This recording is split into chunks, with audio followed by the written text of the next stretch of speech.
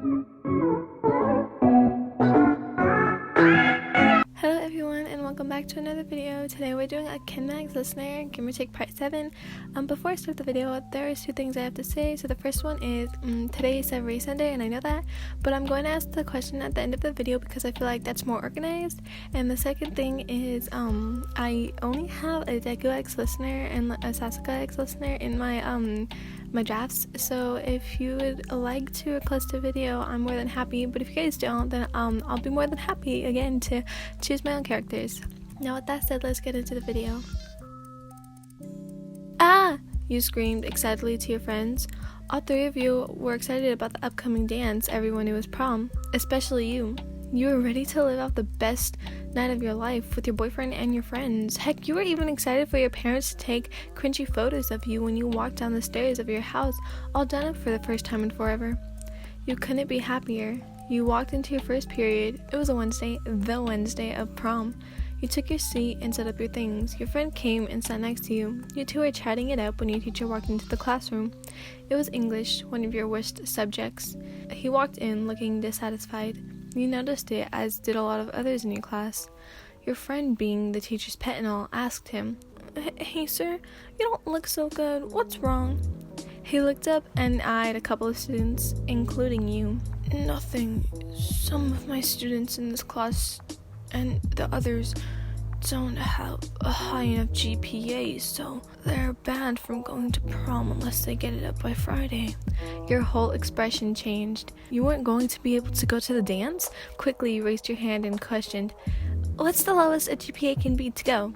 He responded, "A 3.0. You sighed, knowing you had just checked your grades last night and saw your GPA. You weren't worried at all. Well, just a little, yeah. Just enough to check your grades one more time. "What?" The sound of your voice echoed throughout the halls of your school. "It's really not that bad," your friend reassured. "How can it not be that bad?" you quipped, and your other friend gave a wry frown.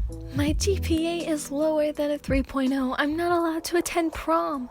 You were freaking out and did not understand why your grades had dropped so drastically in less than 12 hours. "What am I going to do?" you asked as you fainted into your friend's arms. She was going to reply, but then she saw Kenma in the corner of her eye. "Wait here." She dropped you to the floor, rather rudely in your opinion, and walked away. "That's it," you said, lying on the floor limb. "So, I'm just a piece of garbage that belongs on the floor now?" Silence swept the halls as passing period was now over and you knew it was time to get to class, before you had something else above your head. "Fine, I'll accept my fate after class, oh great wise one." Entering your second period, you watched your seat carefully. There was someone sitting in it. You didn't want to deal with anything right now. So, being the bigger person, you took another seat. Your teacher walked in with the same exact expression as your first period teacher. This was going to be a long day. "Finally, lunch," you thought. "I don't think I can deal with another disappointed teacher." "Hey, look on the bright side," your other friend said. You stared at him, wondering what he was going to say, but he just sat there silent. "Wow, thanks, Karu." Kenma giggled a little, covering his mouth to muffle out the sound. "Oh, and what's so funny?" "Nothing, it's just that." He finished the bite of sandwich that was left in his mouth, then spoke. "You could always do extra credit or volunteer work to bring up your grade." You narrowed your eyes at him. "In less than 3 days?" He nodded and took another bite of his sandwich. You thought about it, then pushed it from your mind. You wouldn't have any time anyways, so why even bother with the suggestion? Fifth period took a toll on you, and in sixth you had had enough. You walked up to your sixth period teacher after class to see if there was anything you could do to help your D in her class. She said, "Oh yes, but I don't know if you're up to it." You threw your hands up reasonably, saying, "Oh no, whatever it is, I'm sure I'll be able to complete it." Her smile shied. She didn't think any good would come of this and reluctantly handed you a piece of paper. "It's a list of all the students that need help in tech. I've heard that you're really good in that class, so..." You accepted the piece of paper from her hands and rushed out. The first person on the list was a girl, and you knew exactly where to find her. You walked behind the school building towards the dumpsters and spotted a girl, about 5'7", with green and red streaks faded into her black layers of hair. She was smoking a cigarette when you approached her. "Hey, Salem, I know you don't know me, but I'm Wyan, and I'm here to..." "I know why you're here," she interrupted. Oh, you do? Well, then this should be easy, right?" You gave her your most brightest and most cheerful smile, but then she glared and you melted into the school wall behind you. She started walking away, and you were about to speak up when she spoke before you. Well? She saw how confused you looked and huffed. And you're supposed to be my tutor. She continued walking with another roll of her eyes as you followed closely behind. Finally, you could cross her name off your list. It was already getting late, so you stopped by Kenma's school entrance gate, wiping the few drops of sweat that had formed due to your sufficient concentration. You had worked through technology problems and notes with the bad girl of your school, and even put up with her many rude comments. But all for a good cause. Now, I just need 2 more, and the dance will be in arm's reach, you said to yourself with extra confidence. The next day before class started, you met up with Kenma and told him all about what happened. He congratulated you and said, "See, I told you. You just had to do some extra credit assignments, and your grade will naturally come up." Your GPA had risen from a 2.30 to a 2.55. Kenma said he'd buy you a cheesecake slice during lunch for your hard work. You walked into your first period class with a smug look on your face. You once again took your seat when your teacher walked into the classroom looking less dissatisfied than he did the day before. Your classes went on as usual, then lunch came. This time you were looking for a boy, and it wasn't hard to find him, as the person you had to help was Kenma. Yes, you couldn't believe your boyfriend, the only person that could beat you in games, had a bad grade in technology. You scoffed at him, which earned you a little nudge from him. But nevertheless, you ran him through the materials that he needed for the test on Friday. And for the most part, he seemed to adjust to the course. He nodded and circled some answers. You read them over, and when you looked up, you had a huge smile plastered on your face. He did so well, only missing 2 answers. You hugged him and said, "Because you did so well, I'll buy you that new game you wanted." His expression took a turn from happy to excited real quick. His eyes went wide and his hand engulfed your body. He showered you with mini pecks of kisses, anywhere and everywhere. And yes, I mean everywhere. No, not there. Get your mind out of the gutter, you dirty weeb. Anyways, you were able to cross him off your list of people you had to help. Once lunch ended, you proudly marched towards your 5th period with Kenma. Though you were going through a tough time with your grades, planning for prom had not stopped with you. Your friends who you once helped with the planning continued going to the gym after school with your boyfriend to help out the prom planning committee. One of your friends was on the student council. She was the treasurer. Your other friend was a soccer player, but still wanted to help as much as she could. Kenma went to the gym for volleyball practice, though he tried to help as much as he could, using his breaks to help your 2 friends, earned him the right to get their numbers. He used this new skill, as he called it, to find everything you liked, and more. Of course, he could have just asked, but nothing's ever simple with Kenma. You liked that about him. The fear of not knowing what's going to happen next with him, on the contrary, it wasn't the fear you felt, no, not at all. It was excitement, never hesitating to do something wild.